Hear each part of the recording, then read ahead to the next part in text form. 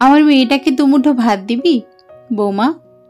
দুমুঠো ভাত চাওয়াতে মামুনের বউ হালিমা মিশুর মাকে ঘাড় ধাক্কা দিয়ে বের করে দিল। ফুল একমাত্র ওই ঘটনার সাক্ষী ছিল। সে দৌড়ে মিশুকে খবরটা দিতে গেল। মিশুর কানে কথাটা পৌঁছানোর সাথে সাথেই বই খাতা ফেলে মায়ের কাছে ছুটে আসলো। দুয়ারে থালা হাতে মাকে পড়ে থাকতে দেখে জড়িয়ে ধরল সে। মিনারা বেগম মেয়ের চোখের দিকে তাকালেন, দুঃখ প্রকাশ করে বললেন, তোর না আজ পরীক্ষা, উঠে আসলি কেন? মিশু মাকে ধরে উঠে দাঁড় করালো। মায়ের গায়ে লেগে থাকা ধুলোবালি ঝেড়ে দিল। চোখে তার অশ্রু, কিন্তু মুখে কাঠিন্যের ছাপ। মায়ের হাত ধরে বলল, 10 দিন ভাত না খেলে মানুষ মরে না মা। তুমি আর কখনো যার তার দুয়ারে ভাত চাইবে না। ভাত না খেলে শক্তি পাবি কিভাবে? পড়া মাথায় ঢুকবে নাকি? তুই ঘরে যা মা, রাসু বুবুর কাছে নিশ্চয়ই ভাত আছে, আমি যাব আর আসবো। মিশু মাকে একা ছাড়তে নাকচ করলো। উল্টে মায়ের হাত শক্ত করে ধরে মামুনের বউয়ের দিকে তাকালো। তোমার মা হলেও কি এভাবে ধাক্কা দিতে পারতে ভাবি? মিশুর ভাবি হালিমা মুখ বেঁকিয়ে ঘরের দৌড় লাগিয়ে দিল। মামুনের বউ হালিমা মিশুর ভাবি, মিশুর আপন ভাই মামুনের বউ। এক সন্ধ্যায় লগনে বিয়ে করে আনে হালিমাকে। দীর্ঘদিনের প্রেম ছিল তাদের। হালিমাকে অথবা মিনারা বেগমকে জানানোর প্রয়োজন মনে করল না। বাড়িতে পা রাখার পরদিনই পাতিল আলাদা করে ফেলল হালিমা। আস্তে আস্তে মামুনকেও মা বোনের কাছ থেকে বিচ্ছিন্ন করে দিল। প্রথমে তাদের দুয়ার এক থাকলেও একটা সময় আলাদা হতে হয়। চাল ডাল মিলিয়ে একটি মুদির দোকান আছে মামুনের। মিনারা বেগমের বিয়ের পর শাশুড়ির থেকে সোনার বালা পেয়েছিল, সেটা বিক্রি করেই মামুনকে দোকান দাঁড় করাতে টাকা দেন। সবকিছুই ঠিক ছিল। নতুন দোকান দেওয়ার পর থেকে ভালো ক্রয় বিক্রয়ও হচ্ছিল। তিনজনের সংসারে প্রাচুর্যে ভরা না থাকলেও দুমুঠো ভাত পেত। এখন তো সেটাও পায় না মিশু ও তার মা। ঘরে এসে দৌড় লাগালো মিশু। মাকে বসিয়ে কৌটো থেকে একটা বিস্কুট চিবিয়ে পানি পান করে নিল সে। ওড়নার সাহায্যে ঠোঁট সহ গলা মুছে মায়ের পাশে বসলো। এই দেখো, তোমার সামনে বিস্কুট পানি খেলাম, পেট ভরে গেছে। মিনারা বেগম আঁচলে মুখ লুকালো, মিছে হেসে উত্তর দিল, ফাগলি মেয়ে, একটা বিস্কুট খেয়ে কি আর ভাতের স্বাদ মিটে? বাঁচবে কিভাবে? ভাতের অপর নাম যদি জীবন হতো, তাহলে পৃথিবীতে হাজারো দরিদ্ররা বেঁচে থাকতো না। পানির অপর নাম জীবন, এই জন্যই বলা হয়েছে যেন আমাদের মতো দরিদ্রদের পেট ভরতে পারে। পানির তো দাম নেই, এর জন্য কারো লাথিও খেতে হবে না। আমি পানি খেয়ে দিব্যি থাকতে পারবো। তুমি অযথাই চিন্তা করছো মা। মিশুর কথাগুলোতে কতটা কষ্ট লুকায়িত আছে তা মিনারা বেগমই জানে। হায় হতাশ করা ছাড়া আর কোনো পথ নেই তাদের কাছে। মিশুর ইন্টারমিডিয়েট পরীক্ষার আর 4 দিন বাকি আছে, অথচ ঘরে চাল ডাল কিছুই নেই। পরীক্ষা না থাকলে হয়তো মিশু ধার দেনা করে কিছু নিয়ে আসতো। এখন তো তাও পারছে না। 3টা বাজতে চললো, অথচ মা মেয়ে কারো পেটে কিছুই পড়ল না। কিছুক্ষণ যাবৎ মিনারা বেগমেরও কোনো সাড়া শব্দ পাচ্ছে না মিশু। বই খাতা বন্ধ করে মায়ের ঘরে আসলো মিশু। মিনারা বেগম তখন পশ্চিমমুখী হয়ে শুয়ে আছে। মিশু দীর্ঘশ্বাস ফেলে মাকে আর ডাকলো না। দুয়ার চেপে দুমুঠো চালের সন্ধান করতে বের হয়ে গেল সে। সন্ধ্যা নাগাদ 2 কেজি চাল ও 1 কেজি ডাল হাতে করে ফিরল মিশু। টাকার বন্দোবস্ত করেছে কলেজের বান্ধবীর থেকে ধার করে। এই বাজারে 3-4 দিন চালিয়ে দিতে পারবে দুজন। দুয়ার খুলে সারা ঘর অন্ধকার দেখতে পেল মিশু। অন্ধকারে হাতড়ে পলিথিন টেবিলের উপর রাখতে রাখতে বলল, ও মা, আজ আলো জ্বালালে না? বলতে বলতে আলো জ্বালালো মিশু। মাকে তখন বিছানার উপর সেইভাবেই শোয়া অবস্থায় দেখতে পেল সে, যেমনটা বিকালে দেখে গিয়েছিল মিশু। মায়ের কাছে এসে 2-3 বার ডাকলো সে। মায়ের কোনো নড়চড় না দেখে গায়ে হাত রাখলো মিশু। বরফের ন্যায় ঠান্ডা হয়ে আছে পুরো শরীর। মিশু 2 কদম পিছিয়ে গেল। শরীর কাঁপছে তার। শরীর তো তাদেরই বরফের মতো ঠান্ডা হয়ে যায় যারা মারা যায়। বয়ে পড়েছে সে। মাও বলেছিল মিশুকে। মাথায় হাত দিয়ে মা বলে আর্তচিৎকার করে উঠল মিশু। তারপর মিশুর আর কিচ্ছু মনে নেই। আতরের সুঘ্রাণে সারা বাড়ি সুগন্ধিত। মিশু দুয়ারে মাথা ঠেকিয়ে বসে আছে। আগামীকাল তার ইন্টার পরীক্ষা, সেদিকে তার কোনো চিন্তা নেই। অথচ পড়াশোনার জন্য কতই না যুদ্ধ করেছে গোটা পৃথিবীর বিপরীতে। টেবিলের ওপর চাল ডালগুলো ওই রকম ভাবেই পড়ে আছে। মা হারা মিশু আবারও এতিম হয়ে গেল। কালচক্রে আবারও মিশুকে সেই জায়গায় দাঁড় করালো যখন মিশুর বাবা পৃথিবী ছেড়ে চলে গিয়েছিল। তফাৎ শুধু এইটুকুই, তখন মিশুর মাথায় হাত রাখার জন্য তার মা ছিল, আর আজ কেউ নেই। মামুন রাতে হালিমাকে নিয়ে এসেছিল। মা মারা গিয়েছে বলে মামুনের চোখে দুঃখ দেখা গেলেও হালিমার চোখে লালসা ছাড়া আর কিছুই দেখতে পেল না মিশু। কথায় কথায় হালিমা যখন বলে ফেলল, তুই একা এত বড় ঘরে কিভাবে থাকবি রে মিশকা? আমি বরঞ্চ খায়রুন আপাকে আসতে বলি কেমন? তোর একটা সঙ্গী হবে, মেয়েটাও মাথায় ছায়া পাবে। খায়রুন হালিমার আপন বোন, মেয়েটা ডিভোর্সি, স্বভাবগতভাবে কেউ পছন্দ করে না। মলাবাহুল্য বাজারে অনেকেই বলা বলি করে খায়রুনের নাকি প্রায়ই হোতা পড়া ব্রিজের নিচে দেখতে পাওয়া যায়, যেখানে খদ্দেরের আনাগোনা বেশি। হালিমার কথা শুনে তাচ্ছিল্যের সাথেই হাসল মিশু। ভাইয়াকে উপেক্ষা করে বলেছিল, বোঝ, একজন মরে গেছে কিন্তু আরেকটা বেঁচে আছে বলে কি অত্যাচার করতে চাইছ? মাথার উপর ছাউনি নেই তবুও মেয়ের তেজ কমেনি। এত ঢং করে কি হবে? আসলে তো ভাইয়ের কাছেই আসতে হবে। আমার অভিভাবক একজনই ছিল, আমার মা। মা বেঁচে থাকতেই যেই ভাই বউয়ের ভয়ে দায়িত্ব পালন করেনি, সে এখন কিসের স্বার্থে অভিভাবক সাজতে এসেছে তা কি আমি বুঝি না? মামুন মিশুর গালে সজোরে থাপ্পড় বসিয়ে বলল, আজই তুই আমার বাড়ি থেকে বের হবি। গার্ডিয়ান মানবি না তো আমার বাড়ি থেকে কেন পড়ে থাকবি? মিশু গালে হাত রেখে কান্না জড়ানো কণ্ঠস্বরে বলল, আমি যাব না। হালিমা ননদের মার খাওয়া দেখে পৈশাচিক আনন্দ পেল। মামুনের রাগ বাড়ানোর জন্য বলল, ওই পাড়ার মনসুরের সাথে তো ঠিকই পীড়িতের কথা বলতে যাস। এতদিন আম্মা ছিল বলে আমরা কিচ্ছু বলিনি, এখন তো মানুষ আমাদের উপরেই থুথু দেবে। মিশু বিস্মিত হয়ে গলার আওয়াজ নিচু সুরে বলল, উনি আমার শিক্ষক ভাবি। মনসুর মিশুরদের বাংলা শিক্ষক, খুবই ভদ্র ও সম্মানিত মানুষ। আজ পর্যন্ত কোনো ছাত্রীকে খারাপ নজরে দেখেওনি এবং কোনো অযাচিত কথাও বলেনি। সেই মানুষটার সাথে মিশুকে নিয়ে এমন মন্তব্য! কতটা কুৎসিত মনোভাব হালিমার। মিশু ভাইয়ের দিকে তাকালো, সেও বউয়ের কথা সহমত পোষণ করছে বোঝাই গেল। মিশু সত্যি সত্যি এতিম হয়ে গেল, আপন ভাইও আজ পর হয়ে গেল। মিশু ভাইয়ের উত্তরের আশায় তাকিয়ে রইল। মামুন নির্লিপ্ত কণ্ঠে বলতে শুরু করলো, থাকতে হলে খায়রুনের সাথেই থাকতে হবে, নইলে এই বাড়িতে তোর জায়গা নেই। মিশু মামুনের পা জোড়া জড়িয়ে ধরে বসে রইল, চোখে তার দুঃখের অশ্রুপাত। মামুনের হৃদয়ে বোনের অশ্রুকণা দেখেও কোনো প্রভাব ফেলল না। মিশু অনুনয় করে বলল, ও ভাই, এতটা পাষাণ হইও না। কথা দিচ্ছি তোমার কাছে কোনো কানাকড়ি চাইব না, শুধু আমার মাথার ছাদরা কেড়ে নিও না। খায়রুনের সাথেই তোর থাকতে হবে, মাস শেষে মোটা অঙ্কের টাকা দিবে বলেছে। মিশু স্তব্ধ হয়ে গেল, চোখের পানি মুছিয়ে উঠে দাঁড়ালো।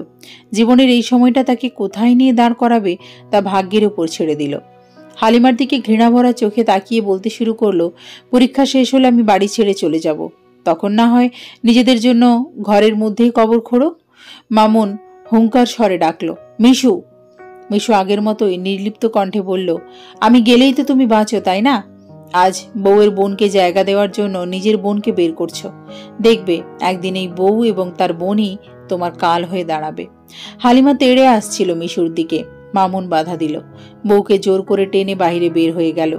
পিছনে ফিরে একটিবারের জন্য মিশুর দিকে তাকালো না। মিশু হাঁটু কেড়ে বসে পড়ল। খোলা আকাশের দিকে তাকিয়ে অভিযোগের সুরে বলল, এ কেমন পরীক্ষায় ফেললে আল্লাহ? সময় যেমন কারোরই জন্য থেমে থাকে না, তেমনি পরিজনের মৃত্যুতে জীবন থেমে থাকে না। আজ বাদে কাল সব স্বাভাবিকভাবেই জীবনযাপন করতে থাকে। মিশুর এইচএসসি পরীক্ষা শেষ হয়েছে আজ 2 দিন হলো। প্রতিনিয়ত মেয়েটার আতঙ্কে দিন কাটছে, কখন না যেন ভাই বাবি এসে মিশুকে তাড়িয়ে দেয়। মা মারা যাওয়ার পর মিশুর জীবন চলেছে জটিলতায়। এর থেকে ওর থেকে ধার করে বাজার করতে হচ্ছে তাকে। পরীক্ষা দিয়েছে মন প্রাণ দিয়ে। সেদিন মামুন ও তার বউয়ের হুমকি ধমকি শুনে জীবনের লক্ষ্য নির্ধারণ করে ফেলেছে মিশু। পড়াশোনা করে অনেক বড় হবে সে, যার কারণে মনে বিরহ থাকা সত্ত্বেও পরীক্ষা ভালোভাবেই দিয়েছে মিশু। সন্ধ্যার আলো জ্বালিয়ে ভাই ও ভাবির কথাই ভাবছিল মিশু। এমন সময় দরজায় করাঘাত শুরু হলো। দরজা ভেড়ানোই ছিল, মিশুকে বলে আওয়াজ দিল। দরজা খুলে তৎক্ষণাৎ হালিমা ভেতরে ঢুকে পড়ল, হাতে বড় সাইজের কাপড়ের ব্যাগ সমেত। মিশু বিছানা ছাড়ল। আওয়াজ তুলে কিছু বলার পূর্বেই হালিমার বড় বোন খায়রুন ঘরে ঢুকলো। খায়রুনের পান খাওয়ার অভ্যেস আছে, পান খেলে মুখের চারপাশে লেগে থাকে, দেখতে অনেক বাজে দেখায়। পান খাওয়ার সময় মুখে অঙ্গভঙ্গির নাড়াচাড়া দেখলেই মিশুর বমি চলে আসে। হালিমা ব্যাগখানা রেখে বলল, কই গো বুবু, আজ থেকে মিশকার সাথে মিলেমিশে থাকবো। হ্যাঁ ও মিশু, বুবু তোমার মায়ের বয়সী, দেখো কোনো কষ্ট যেন না হয়। ভাবি, এটা আমার আর আমার মায়ের বাড়ি, তুমি তোমার বোনকে এভাবে এ বাড়িতে রাখতে পারো না। আমি চাইলে এক লাথি দিয়ে তোমাকে বাড়ি থেকে বের করে দিতে পারি। তোমার ভাই আমার কথাই বিশ্বাস করবে। অল্প বয়সে ঘর ছাড়া হতে না চাইলে চুপ করে থাকো। হালিমা কথাটা বলে এক মুহূর্তেও দাঁড়ালো না, চলে গেল। খায়রুন আয়েশ করে বিছানায় বসে মিশুর পা থেকে মাথা পর্যন্ত দেখতে লাগলো। একজন পুরুষের খারাপ নজরের থেকেও সেই চাহনি খারাপ লাগলো মিশুর কাছে। মিশু ওড়না দিয়ে ভালোভাবে শরীর ঢেকে পাশের ঘরে চলে গেল। এখন সে এই নশ্বর পৃথিবীতে একমাত্র অসহায়। রাতে খায়রুনের জন্য হালিমা খাবার রান্না করে নিয়ে আসলো। মুরগি, গরু, ডিম, পোলাও সহ নানান প্রকারের রান্না খেলো খায়রুন। অথচ মিশু পাশের ঘরে অনাহারে ভুগছে, তাকে কেউ সাধলও না। রাত তখন 11টা বাজে। পাশের ঘরে মিশু বিছানায় গুটিসুটি হয়ে শুয়ে কাঁদছে।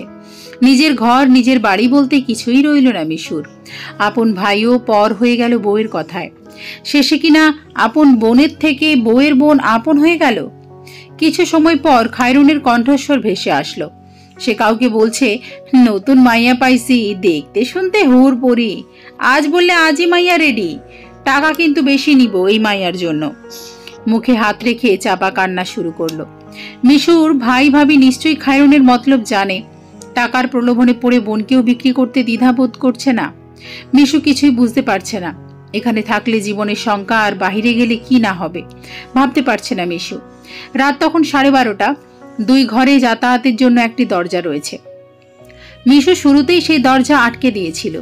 মিশুর ঘরে বের হওয়ার জন্য আরও একটি দরজা রয়েছে, যা এতদিন কাঠের আলমারির আড়ালে ছিল। মিশু ধীর পায়ে সেদিকে আগালো। আলমারির ভেতর থেকে আসবাবপত্র বের করে আস্তে আস্তে সামনের দিকে টেনে আনলো। গুছিয়ে রাখা ব্যাগটা হাতে নিয়ে ফিরে ঘরটা দেখে নিল। অন্ধকারাচ্ছন্ন রাতে বাড়ি থেকে বের হয়ে গেল। বাহিরের জগতে পা ফেলে মিশু দুর্ভিক্ষ জীবনের সাথে পরিচিত হলো। মিশুর মায়ের একজোড়া সোনার কানের দুল ছিল, যার একটা মিশু ছোটবেলায় হারিয়ে ফেলেছিল। আসার সময় সে একটা কানের দুলই সাথে নিয়ে আসে। পরের দিন সেই দুল অল্প টাকায় বিক্রি করে ঢাকায় চলে আসে। ঢাকায় এসে জীবনের কঠিন মুহূর্ত পার করতে লাগলো মিশু। 2 দিন যাবৎ থাকার বন্দোবস্ত করার চেষ্টা করলো, কিন্তু একা মেয়েকে কেউ থাকার আশ্রয় দিল না। শেষে একটা বাড়ি পেল মিশু। বাড়ির মালিক ছিল মধ্যবয়সী মহিলা। বাড়ি ভাড়ায় দিন চলে তার। মিশু যখন সাহায্যের জন্য হাত পাতল, মহিলাটি তখন সাহায্যের হাত বাড়িয়ে দিল। ছেলের সাহায্যে মিশুর কাজের ব্যবস্থা করলো একটি গার্মেন্টসে। শুরু হলো মিশুর জীবনযুদ্ধের প্রথম ধাপ। কেটে গেল 2 মাস। এই 2 মাসে কেউ মিশুর খবর নেয়নি। নেবেই বা কেন? মিশু তো তাদের বোঝা ছিল। চলে এসেছে বলে তারা বেঁচে গেল। প্রথম মাসে মিশুর বাড়ির মালিকই খাওয়ার খরচ বহন করে। এইচএসসি পর্যন্ত পড়াশোনা করায় ভালো পদে চাকরি পেয়ে গেল সে। কিছুদিন পর এইচএসসি রেজাল্ট হলো। A+ পেল সকল বিষয়ে। সেদিন মিশু কি কান্নাই না করলো। পড়াশোনার পিছনে সবচেয়ে বড় অবদান হচ্ছে মিশুর মায়ের, অথচ তার এই আনন্দের সময় মাই সামিল হতে পারল না। মিশু রেজাল্টের দিন সামর্থ্য অনুযায়ী দান করলো। আশ্চর্যজনকভাবে রেজাল্টের পরপরই মিশুর ভাগ্য খুলে গেল। মিশুর বুদ্ধিমত্তা দেখে অফিসের হিসাবরক্ষক কাজে নিয়োজিত হয়ে গেল। অফিসের সিনিয়র অফিসারদের সাথে আলাপ আলোচনা করে অনার্সে ভর্তি হওয়ার জন্য সংগ্রাম করতে শুরু করলো। মিশুর পক্ষে ভর্তির কোচিং করা সম্ভব ছিল না। কিছু বেশি জ্ঞান নিতে থাকলো সে। ভালো খারাপ মিলিয়েই মানুষের জীবন। ভালো সময়ের থেকে খারাপ সময়ের সাথেই বেশি পরিচিত হতে হয় মিশুর মতো মেয়েদের। অফিসের একজন শ্রমিক, যার নাম মানিক, হিসাব রক্ষকের কাজ পাওয়ার আগে মিশুর আন্ডারে কাজ করত। পড়াশোনায় মূর্খ সে। মিশুকে দেখেই পছন্দ করে ফেলে। এদিকে মিশু মানিকের ধরাছোঁয়ার বাইরে। অফিসের সকলের প্রশংসা পাচ্ছে এখন মিশু। মানিককে কি সে পাত্তা দেবে? মানিকের কথা বলার ধরনও খুব বাজে। একদম বস্তির ছেলে যাকে বলে। সুযোগ পেলে হয়তো নেশা করেও বেড়ায়। মিশুর উপরেই নজর পড়ল তার। একদিন অফিস ছুটি শেষে মিশু বাড়ি ফিরছিল। পথিমধ্যে মানিক পথ আটকে দাঁড়ালো। মিশু প্রথম হকচকিয়ে উঠলেও পর মুহূর্তে নিজেকে সামলিয়ে হাসি মুখে বলতে শুরু করলো, কি ব্যাপার মানিক ভাই, পথ আটকালেন কেন? কিছু বলবেন? মানিক গাল চুলকে জিভ ভিজিয়ে বলল, তোমারে একটা কথা কইবার চাই। বলুন মানিক ভাই। মানিক আশেপাশে নজর ঘুরিয়ে মিশুর দিকে তাকিয়ে বলল, তোমারে আমি বিয়া করুম। মিশু ভরকে গেল। কাঁধের ব্যাগ শক্ত করে আঁকড়ে ধরল। জীবনের প্রথম প্রপোজাল মিশুর। এর আগে কেউ মিশুর দিকে তাকিয়েও দেখেনি। প্রেম, ভালোবাসা, সংসার নিয়ে মিশু ভাবেনি কখনো। আকস্মিক প্রপোজাল পেয়ে শরীর কাঁপুনি উঠে গেল মিশুর। গলির মোড়েই মিশুর বাড়ি। এ পথে মিশুর বাড়ির মালিক আসছিল। মিশুকে একটি ছেলের সাথে দাঁড়ানো অবস্থায় দেখতে পেলে এগিয়ে আসলো। মিশুর চোখে মুখে ভয় ও আতঙ্কের ছাপ স্পষ্টত। মহিলাটি ছিল খুবই বুদ্ধিমতী। ছেলেটির কাছে এসে সরাসরি জিজ্ঞেস করলো, এই বেটা, কেটা তুমি? কই থেকে আসছো? আমার নাতনির পথ আটকাইছো কেন? মানুষ ডাকমো? মাইয়া মানুষ দেখলেই জিহা দিয়া পানি পড়ে? ও সাদ্দাম, ও আকাশ, দেখা যা তো। মানিক মহা বিপদে পড়ল। মহিলার হাতে পায়ে ধরে ক্ষমা চাইল। জীবনে আর কোনোদিন মেয়েকে জ্বালাতন করবে না বলে শপথ করে বিদায় নিল। মানিক চলে যেতেই মিশুকে ধরে মহিলাটি ঘরে নিয়ে আসলো। বিড়বিড় করে দোয়া দুরুদ পড়ে 3 বার ফু দিল সারা গায়ে। মাথায় স্নেহময় হাত বুলিয়ে বলল, দুনিয়াটা খুবই কঠিন রে মা। একলা চলতে গেলে মোমের মতো নরম হওয়া যাইতো না, পাথরের মতো শক্ত হতে হইব। তোমারে রক্ষা করার লাইগায় বুড়ি আজীবন বাইচা থাকবো না। পেটের সাথে সাথে নিজের শরীরকেও রক্ষা করতে হইব। আরেকবার মিশু বাস্তবতার মুখোমুখি হলো। আজকের ঘটনায় মিশু শিক্ষা নিতে পারলো যে নারী তুমি অসহায় নও, সহায় হও। জীবনযাপনে নরম নয়, শক্ত হও। শীতকালীন সময়টাকে গ্রাম্য ভাষায় ঢালের সময় বলে। রোদহীনা এই সময়ে তিতাস গ্যাসের উৎপাদনও কমে আসে। ঢাকা শহরে রহনান্দ কার্য শুরুই হয় ভোরের আলো ফোটার পূর্বে। রোদের উত্তাপ বাড়ার সাথে সাথে তিতাস গ্যাসের পরিমাণও কমতে থাকে। মিশুদের গার্মেন্টসের একটি ভাগ গ্যাসের উপর চলে। শীতকালীন সময়টাতে সেই ভাগ পুরোপুরি বন্ধ থাকে, যার ফলে অন্যান্য শ্রমিকদেরও ভোগান্তিতে পড়তে হয়। পান থেকে চুন খসলেই চাকরি চলে যাওয়ার সম্ভাবনা থাকে। পৃথিবীতে সবারই যে আপনি পছন্দের হবেন এটা ভাবা বোকামি ছাড়া কিছুই না।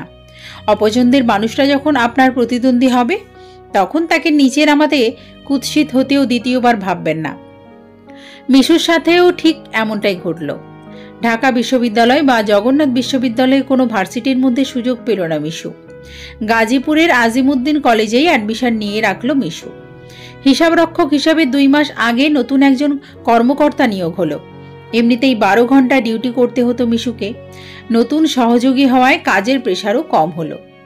মিশুর সাথে কাজ করতে লাগলো 35 বছর বয়সী একজন মহিলা, যার স্বভাব ছিল অন্যের ভুল ধরা, নিজের ভুলগুলো অন্যের উপর চাপিয়ে দেওয়া। মাসের শেষ সময়ে ডে শিফট হলো মিশুর, আর ভদ্রমহিলার হলো নাইট শিফট।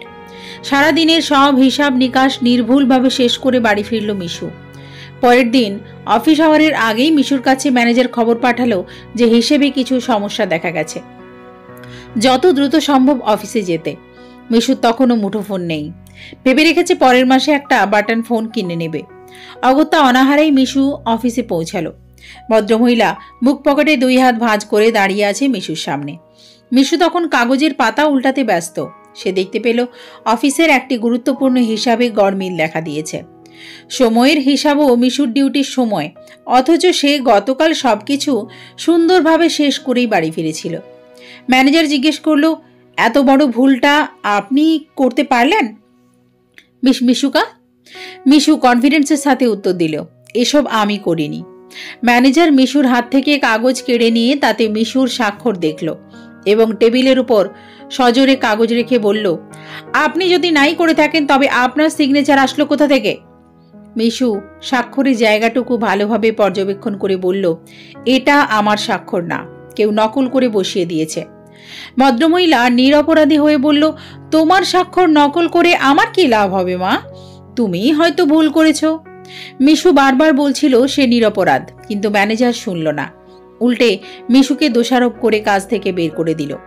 মিশুর জীবনটা পুনরায় অন্ধকারাচ্ছন্নে ঘিরে ফেলল। হাতে নেই কাজ, সময়টাও খারাপ। আশেপাশের গার্মেন্টসগুলোতে কাজ নেওয়ার চেষ্টা করতে থাকলো, কিন্তু চাকরি পেল না। এদিকে নতুন মাস শুরু হয়ে গেল। ঘর ভাড়া, দোকান, বাকি সবকিছু পড়ে রইল। মিশুর হাতে হাত গুটিয়ে রাখা ছাড়া আর কোনো উপায় রইল না। এর মধ্যে মিশুর বাড়িওয়ালা বাড়ি ভাড়া চেয়ে বসল। মহিলাটির শরীর ভালো না, চিকিৎসা করাতে হবে। বিপদে পড়েছে বলেই টাকা চাইছে। মিশু পুনরায় কাজ খুঁজতে শুরু করলো। এবার মানুষের বাসায় ঝিয়ের কাজ শুরু করলো। যুবতী মেয়ে দেখে কেউই কাজে নিল না। কনকনে শীতের এক সকালে মিশু কাজের সন্ধানে বের হলো। 2 দিন ধরে পেটে কিছুই পড়েনি। ওইদিকে মিশুর বাড়ির মালিক ঘরে তালা ঝুলিয়ে দিয়েছে। টাকা না দিলে ঘরে ঢুকতে দেবে না। গায়ে একটি পাতলা শাল জড়িয়ে তাই বের হয়ে আসলো মিশু। অনেক পথ হেঁটে যখন ক্লান্ত হয়ে গেল তখন ফুটপাতেই বসে পড়ল। শীতে কাঁপছে মেয়েটা, চোখ মুখ ফ্যাকাশে বর্ণ ধারণ করেছে, 2 হাতের তালু ঘষছে সমান তালে। ডায়াবেটিস রোগীদের প্রধান ওষুধ হচ্ছে নিয়মিত হাঁটা। ফারুক সাহেব রোদ বৃষ্টি শীত গরম কোনো কিছুরই তোয়াক্কা করেন না, সকাল সকাল হাঁটতে বের হয়ে যান। ভদ্রলোকের একটি ছেলে ছাড়া কেউ নেই, স্ত্রী 5 বছর আগে মারা গিয়েছে। শেষ বেলায় বিভিন্ন শখ পূরণ করেই সময় কাটান। মিশুকে জড়সড় অবস্থায় বসে থাকতে দেখে হাঁটার গতি কমিয়ে দেন ফারুক সাহেব। দ্বিধাগ্রস্ত হয়ে ধীর পায়ে আগান মিশুর দিকে। নরম গলায় বলতে শুরু করেন, এখানে বসে আছো কেন মা?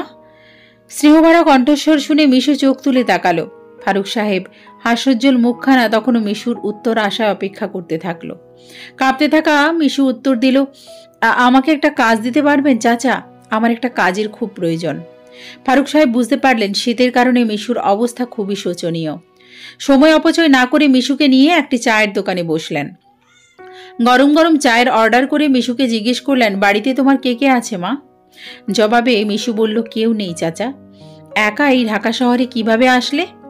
অপরিচিত মানুষকে বলবে কি বলবে না ভাবতে ভাবতে নিজের সাথে ঘটে যাওয়া ঘটনাগুলো একে একে বলতে শুরু করলো মিশু। ইতিমধ্যে চা চলে আসলো। ফারুক সাহেব চায়ের কাপ মিশুর হাতে তুলে দিয়ে মিশুর কথা শোনার জন্য মনোযোগী হলেন। এদিকে 2 দিন পেটে কিছু না পড়ায় মিশুর ক্ষুধাও লেগেছে প্রচুর। খালি পেটে চা খেলে নির্ঘাত বমি করে দেবে সে। চায়ের কাপ হাতে রেখেই ঘোরাতে লাগলো মিশু। ফারুক সাহেব কি বুঝলেন কে জানে, দোকানদারের কাছ থেকে রুটি নিয়ে মিশুর হাতে দিল। লজ্জায় আড়ষ্টতায় মিশু রুটি নিয়ে চায়ের সাথে ভিজিয়ে খেতে শুরু করলো। প্রায় 1-1.5 ঘন্টা মিশুর জীবন বৃত্তান্ত শুনে ফারুক সাহেব মিশুকে নিজের সাথে নিয়ে যাওয়ার সিদ্ধান্ত নিল। মিশু প্রথমে রাজি হতে চাইছিল না। ঢাকা শহরে বিশ্বস্ত লোকের প্রচুর অভাব। সামনে বসে থাকা লোকটি আদতে বিশ্বাসযোগ্য হবে? পরক্ষণে মনকে প্রশ্ন করল, লোকটা এতক্ষণ যাবৎ তার সাথে আছে, তার জীবনের বৃত্তান্ত ঘটনা শুনছে, চেহারা দেখে খারাপও মনে হচ্ছে না। নানান কল্পনা জল্পনা করে মনকে বুঝিয়ে ফারুক সাহেবের প্রস্তাবে রাজি হয়ে গেল মিশু। শর্ত রাখল, সে বিনা পরিশ্রমে তার বাড়িতে উঠতে রাজি নয়। ভদ্রলোক তাই মেনে নিলেন। মিশুকে নিয়ে প্রথমে তার পুরনো ভাড়া বাড়ি গেলেন। ধার দেনা পরিশোধ করে মিশুকে নিয়ে বাড়ি ফিরিয়ে আসলেন। ফারুক সাহেবের বাড়ি এসে মিশুর জীবন নতুন করে চলতে শুরু করলো। ফারুক সাহেব লোকটি খুবই পরোপকারী। চলতে পথে বাড়িতে যেই সাহায্যের হাত বাড়াক খালি হাতে ফিরে যায় না। মিশু সারাদিন ঘর বাড়ির কাজ করে, রাত হলে পড়াশুনো করে। এইভাবেই চলছিল মিশুর জীবন। একদিন সকালবেলা ফারুক সাহেবের ছেলে বাড়িতে আসে।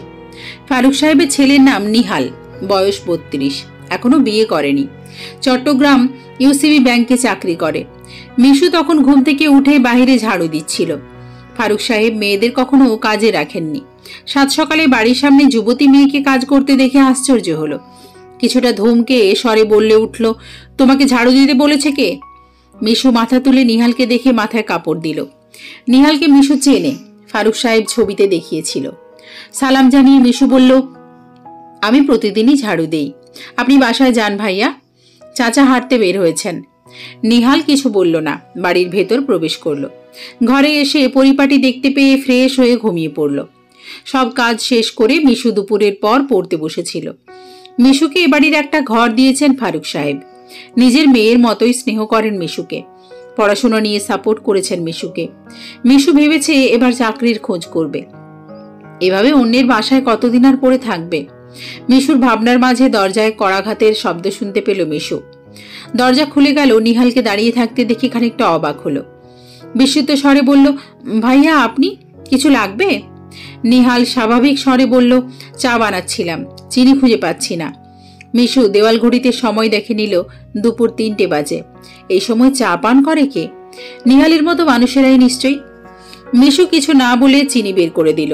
শুধু তাই নয়, চা বানিয়ে নিহালের দিকে এগিয়ে দিল। চা পেয়ে নিহাল খুশি হলো। চায়ের কাপে চুমুক দিয়ে প্রশান্তির হাসি হাসল। দুপুরের পর 1 কাপ চা না পান করতে পারলে নিহালের ভালো লাগে না। 1 সপ্তাহের ছুটিতে নিহাল এসেছে। বাবার কাছে মোটামুটি মিশুর বায়োডাটা শুনে নিয়েছে। মিশুর এখানে থাকা নিয়ে নিহালের কোনো মাথা ব্যথা নেই।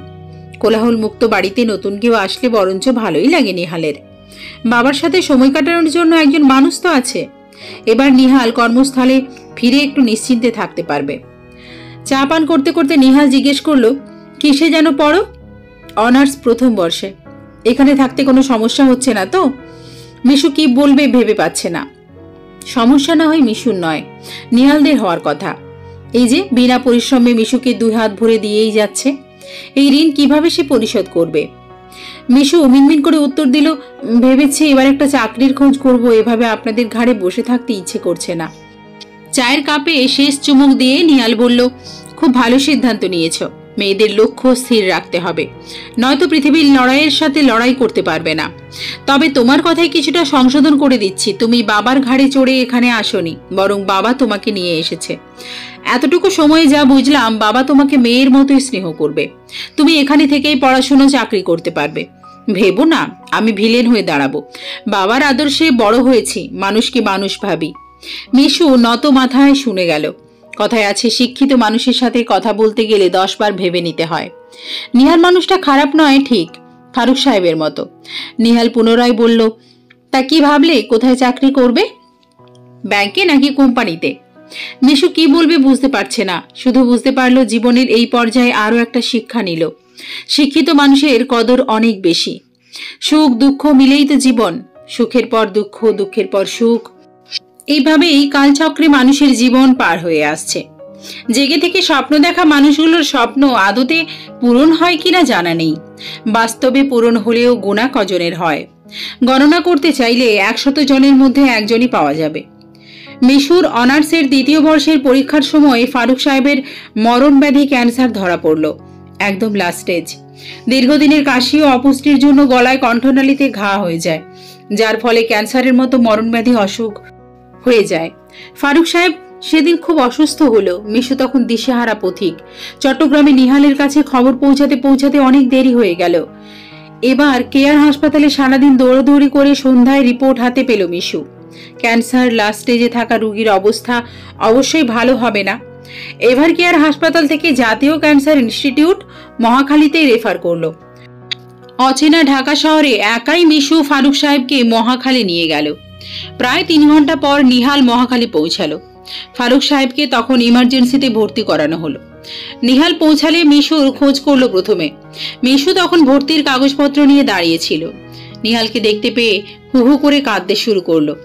আমরা বাহ্যিক দিক থেকে যতই শক্ত থাকি না কেন, আপনজনের সামনে গেলে নরম হয়ে যাই। মিশু নিহালের আপন কেউ কিনা জানে না, কিন্তু নিহালকে দেখেই কান্নাগুলো দলা পাকিয়ে বের হয়ে আসলো।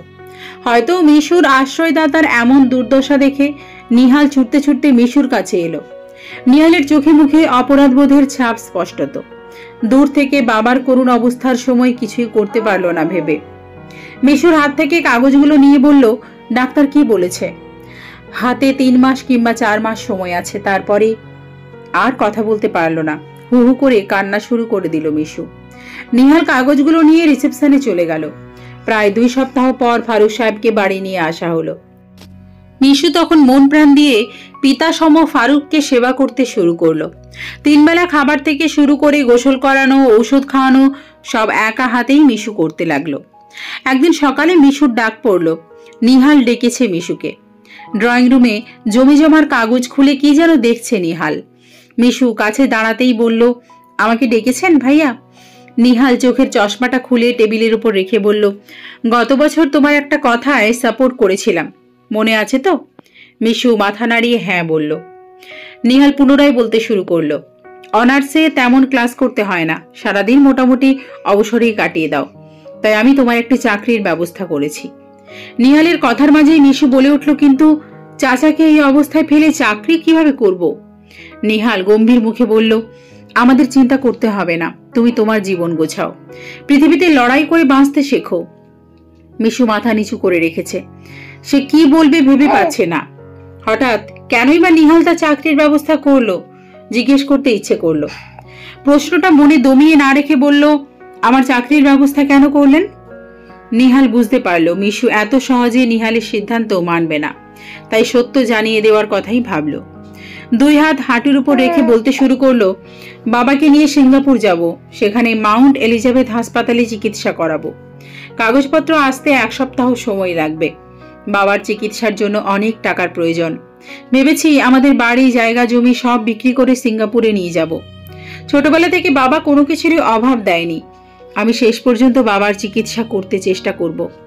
যেহেতু আমি একজন শিক্ষিত মানুষ, সাথে ব্যাংকারও, সেখানে গিয়ে কিছু করে হলেও খেতে পারবো। আর রইল তোমার চাকরির কথা, বাবা তোমাকে রাজকন্যার মতো এই বাড়িতে না রাখতে পারলেও আদর বা অভাব কোনোটারই কমতি রাখেনি। আমি তোমাকে আগেও বলেছি, আমি বাবার আদর্শে বড় হয়েছি। বাবা যাকে যেমন ভালোবাসবে আমিও তাকে তেমনই ভালোবাসবো, সম্মান করব, স্নেহ করব। আমরা চলে গেলে তোমার যেন পুনরায় পথে ঘাটে ঘুরতে না হয়, তাই চাকরির ব্যবস্থা করলাম। আশা করছি বাবার কথা ভেবে হলেও তুমি না করবে না। মিশু গুনগুন করে কেঁদেই যাচ্ছে। ভাগ্য তার সাথে এইভাবে খেলছে কেন? উপরওয়ালার কাছে কত শত অভিমান জমা হচ্ছে, উপরওয়ালা কি তার সুখের সন্ধান দেবে না?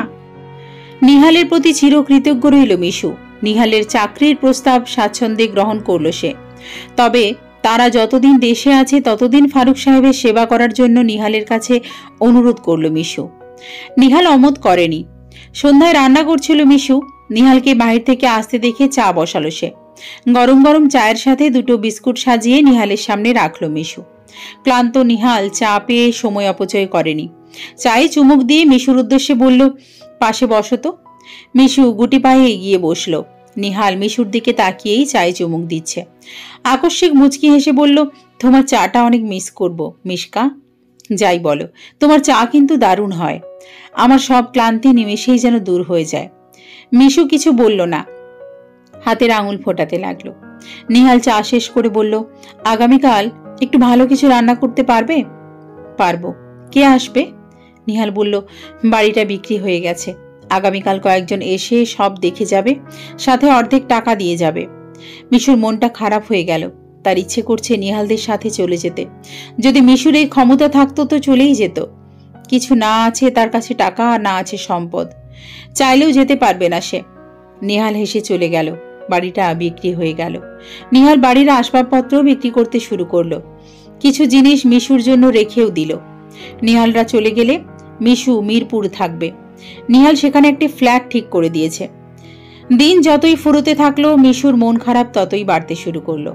অবশেষে সেই মন খারাপের দিনটি চলে আসলো, যেদিন নিহাল ও ফারুক সাহেবের চলে যাবে। মিশু সকাল থেকেই কেঁদে যাচ্ছে। ফারুক সাহেব আগে থেকে অনেক রোগা হয়ে গেছেন। দুইটা থেরাপি দিয়ে মাথার চুল থেকে শুরু করে ভুরুও চলে গেল।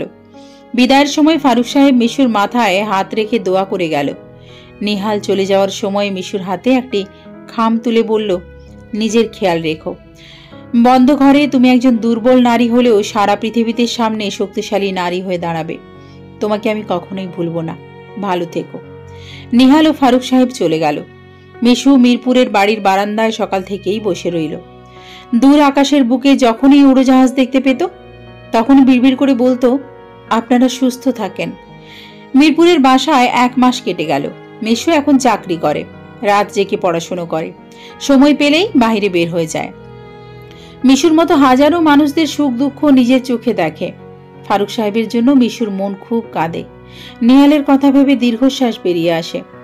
মিশু জীবনে কিছু করতে চায়, গরিব অসহায়দের পাশে দাঁড়াতে চায়। তার জন্য অনেক টাকার প্রয়োজন। টাকা পেতে চাইলে শিক্ষিত হতে হবে মিশুকে। এভাবে ঘরে বসে থাকলে হবে না। মিশুর সহায়কারী ধানমন্ডিতে ওয়েব ডিজাইনের কোর্সের কথা বলেছিল। হাতে কিছু টাকা জমিয়ে মিশু সেখানে ভর্তি হয়ে যাবে ভেবে রাখল। ছুটির দিনে মিশু বই খাতা ঘাটাঘাটি করছিল। মিশু নতুন ফোন নিয়েছে। সিম ফারুক সাহেবেরই। অফিস থেকে শুধু ফোন আসে। এখনো পর্যন্ত কোনো বন্ধু বানাতে পারেনি সে। মূলত ইচ্ছে হয়নি বন্ধু বানানোর। রাস্তাঘাটে বেরোলে ভাই বোনের সম্পর্ক দেখলে মিশুর মন খারাপ হয়। বড় ভাই মামুনের কথা খুব মনে পড়ে। মনে পড়ে বিয়ের আগে তাদের ভাই বোনের সম্পর্কের কথা। যে কোনো খাবার মামুন একা কখনো খেত না, মিশুকে নিয়ে 3 জন মিলে খেত। কত ঈদ মিশুদের জামা ছাড়া করতে হয়েছে। মামুনের সামর্থ্য না হলেও ঈদের পরে তার মন ভালো করার জন্য 100 টাকা পকেটে নিয়ে মিশুকে নিয়ে মেলায় যেত। 2 ভাই বোন সারা মেলা ঘুরে বুট বাদাম খেতে খেতে বাড়ি ফিরে আসতো। তখন কি দিন ছিল, সবই তো ঠিক ছিল। কিন্তু একজনের কারণে সব ছাড়খাড় হয়ে গেল। লোকসমাজে শোনা যায় বিয়ের পর নাকি শাশুড়িরা ছেলের বউদের শান্তিতে থাকতে দেয় না। ননদ যখন তখন এই সেই বলে খোঁটা দিতে থাকে। মিশুর মা তো সরল ছিলেন, মন ছিল কাগজের মতো ধবধবে সাদা। ছেলের বউকে মাথায় তুলে রাখবেন বলতেন, অথচ হলো সব উল্টো। মিশুর ভাবি হালিমাই হলো পরিবারের বিচ্ছেদের কারণ। অতীতের কথা ভেবে দীর্ঘশ্বাস ফেলল মিশু। তৎক্ষণাৎ তার মুঠোফোন বেজে উঠল। বিদেশি নাম্বার দেখে মন খুঁতখুত করতে শুরু করলো। রিসিভ করেই কানে ধরলেও নিহালের ভাঙা কণ্ঠস্বর শুনতে পেল। নিহাল বলল, বাবা আর নেই মিশকা, আমাকে এতিম করে দূরে চলে গেছে। আমি একা হয়ে গেলাম মিশকা, আমি একা হয়ে গেলাম। লাইনটা কেটে গেল। মিশকার হাত থেকে ফোন মাটিতে ফেলে দিল। আল্লাহ বলে চিৎকার করে জমিনে লুটিয়ে পড়ল। হেঁচকি তুলে কাঁদতে থাকলো কিছুক্ষণ।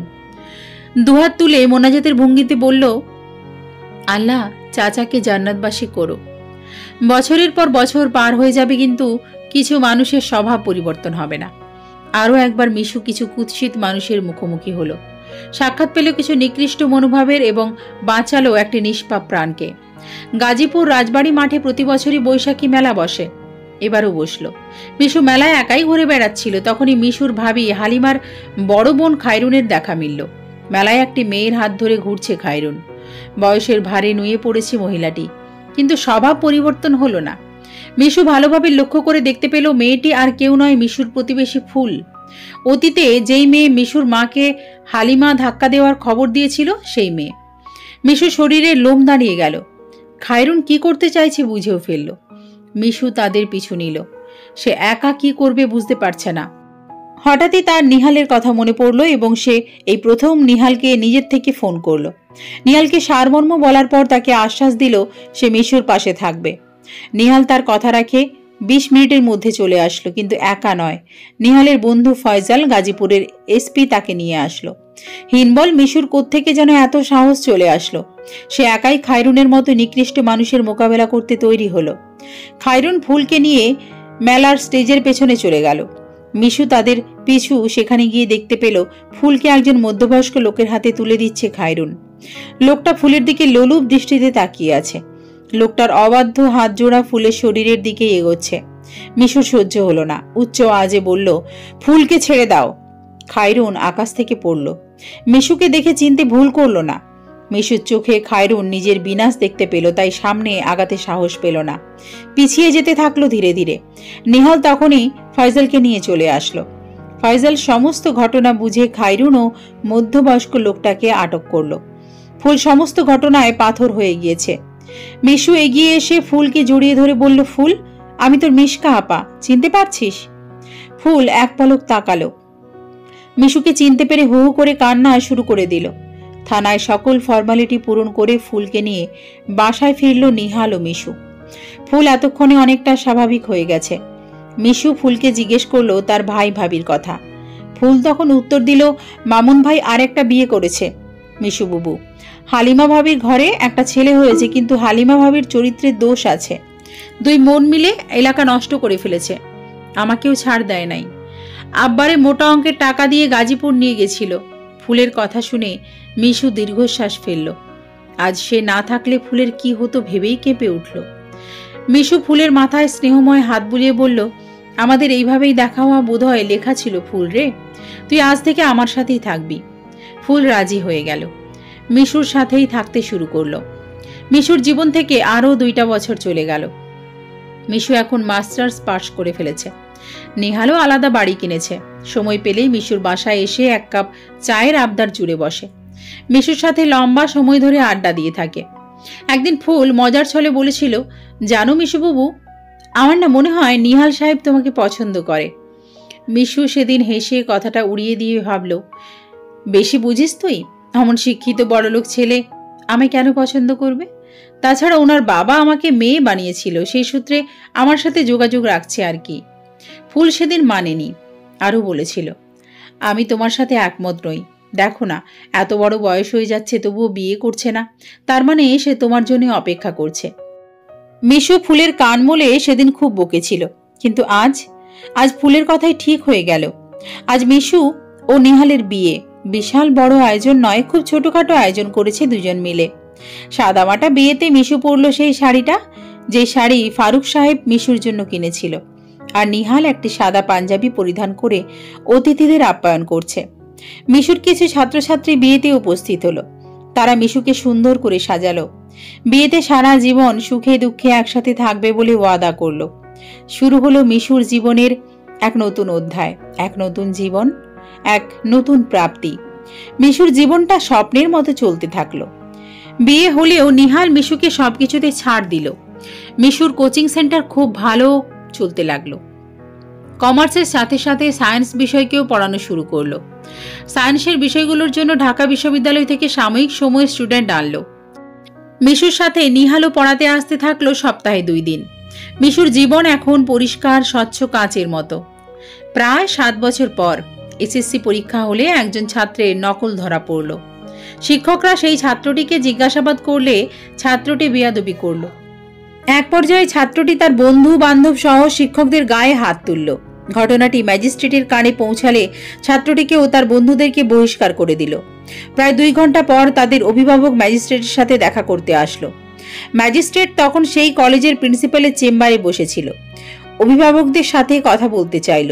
সকল ছাত্রের অভিভাবকদের মধ্যে মামুন ও হালিমাও ছিল। ভাগ্যক্রমে যেই ছেলেটি নকল করেছিল সেই ছেলেটি মামুন ও হালিমারই সন্তান। তারা দুজন ম্যাজিস্ট্রেটকে দেখে চমকে উঠল, কেননা ম্যাজিস্ট্রেট আর কেউ ছিল না, মিশুই ছিল। মিশু তার ভাই ও ভাবিকে ভালোভাবে দেখল। বয়সের ছাপ পড়েছে দুইজনেরই। মাথার চুল পাকা ধরেছে হালিমার। এদিকে মামুনও কেমন দুর্বল হয়ে গেছে, দেখে মনে হচ্ছে অসুখ হয়েছে। তারা মিশুকে দেখে এগিয়েই আসছিল, তখন সহকারী শিক্ষকেরা বাধা প্রদান করল। মিশু চেয়ারে বসেই বলতে শুরু করলো, সাধারণত ম্যাজিস্ট্রেটের কাজ তদারকি করা পর্যন্তই সীমাবদ্ধ থাকে, কিন্তু আমি আপনাদের সাথে কথা বলতে আগ্রহী, তাই দেখা করছি। হালিমা বাধা না মেনে মিশুর পায়ে গিয়ে পড়ল। আকতি মিনতি করে বলতে শুরু করলো, ও মিশু বোন আমার, মনের মধ্যে গোসা রাখিস না। আমার ছেলেটারে পরীক্ষা দিবার সুযোগ করে দে, ও তো তোর ভাইপো লাগে। মিশু উত্তরে বলল, পা ছাড়ুন, অন্যায়ের সাথে আপোষ করা মানে অন্যায়। আপনার ছেলে নকল করেছে, সাথে শিক্ষকদের উপর হাত উঠিয়েছে।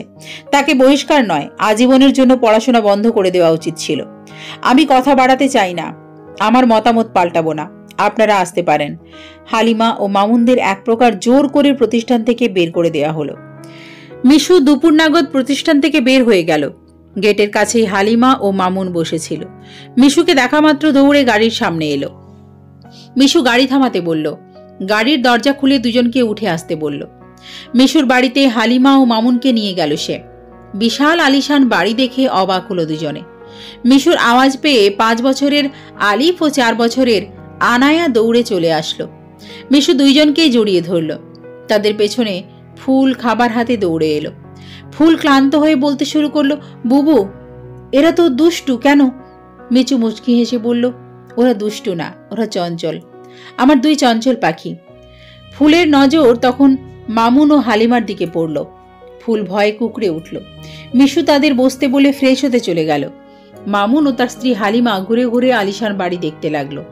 তারা দুজন ভাবতে লাগলো, কি নেই এই বাড়িতে? তারা জীবনেও যা দেখেনি তা দেখতে পাচ্ছে।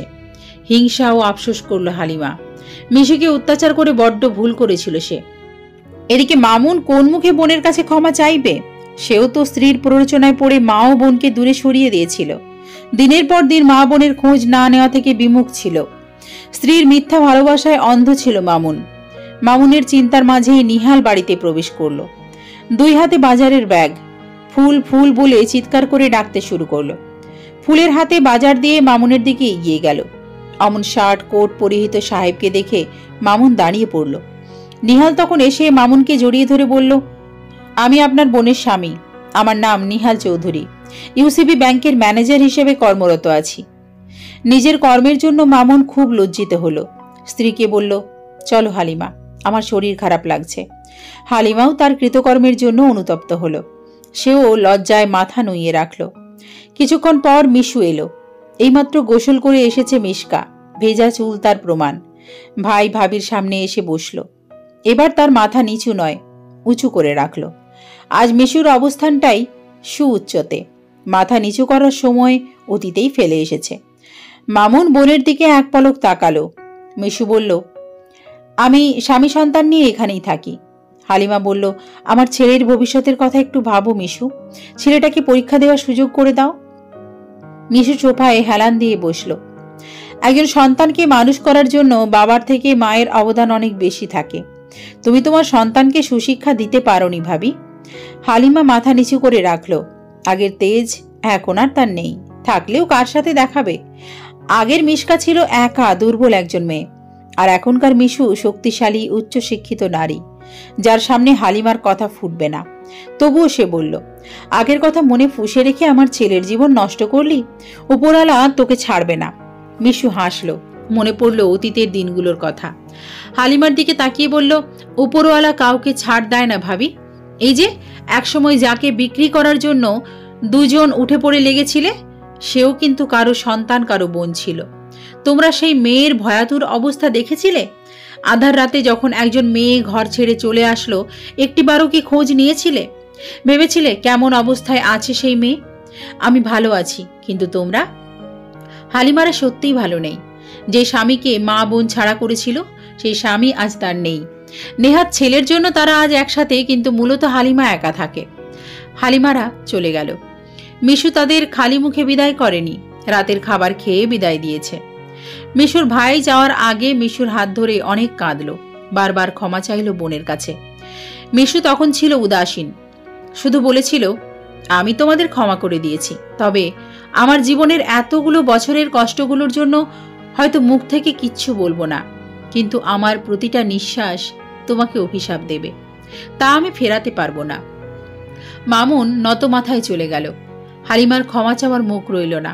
হয়তো সে অনুতপ্ত, তাই তো ফেরার পথে চোখের অশ্রু বিসর্জন করছিল। অপরাধীরা অপরাধের শাস্তি পাবে, হোক সেটা ইহকালে অথবা পরকালে। মিশুর অতীত যতটাই কষ্টের ছিল, বর্তমানটা ততটাই সুখের। মিশুর মতো হাজারো মেয়েদের জীবনে ঘটে যাওয়া অজানা গল্প কেউ দেখে না, কেউ জানে না। মিশুদের সাথে কত অন্যায় হয়। সব মিশুরা কিন্তু ফারুকের মতো চাচা পায় না, আর না পায় নিহালের মতো বন্ধুরূপী স্বামী।